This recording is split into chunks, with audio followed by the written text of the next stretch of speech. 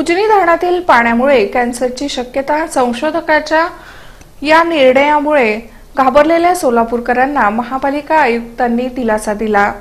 उजनीचं पाणी पिण्यायोग्य असल्याचा निर्वाळा त्यांनी यावेळी दिला। उजनी धरणातून सोलापूरसह उस्मानाबाद, पुणे आणि अहमदनगर जिल्ह्यातील काही तालुक्यांना पाणीपुरवठा केला जातो। सोलापूर, पंढरपूर, बार्शी, सांगोला, मंगळवेढा, अक्कलकोट, कुर्डुवाडी, करमाळा आणि उस्मानाबाद या शहरांसह 400हून अधिक गावांना या धरणातून पाण्याचा पुरवठा केला जातो। मात्र हे पाणी माणसं आणि जनावरांनाही पिण्यायोग्य नाही असा निष्कर्ष निघाल्यानं खळबळ उडाली होती। सोलापूर विद्यापीठातील संशोधकाच्या टीमनं उजनी धरणातील पाण्याचे 8 नमुने संकलित केले होते। पाण्याचे रासायनिक विघटन करून येथील नमुन्यात dissolve oxygen, biochemical oxygen, chemical oxygen demand, nitrate आणि सल्फेट आढळून आलं असल्याचा दावा केला आहे।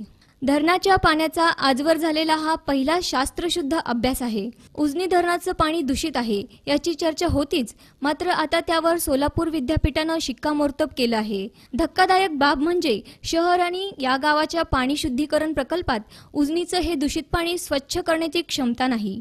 त्यामुळे कॉलरा, मलेरिया आणि पचन क्षमता कमी होण्याचे रोग होऊ शकतात। तसंच कॅन्सरचाही धोका असल्याचं या संशोधनातून समोर आलं आहे। विद्यापीठानं केलेल्या चाचणीत पारा, शिस आणि अनेक रासायनिक घटक आढळून आले आहेत। यामुळे उजनी धरणातील पाणी सतत पिल्यानं कॅन्सर होण्याची शक्यता असल्याची धक्कादायक माहिती सर्वत्र वेगाने पसरली होती। उजनी धरणातील पाण्यावर सोलापूर विद्यापीठानं केलेल्या अभ्यासाचा संदर्भ दिल्यानं लोकांमध्ये प्रचंड घबराटीचं वातावरण निर्माण झालं आहे। परंतु नागरिकांनी अजिबात घाबरून जाऊ नये।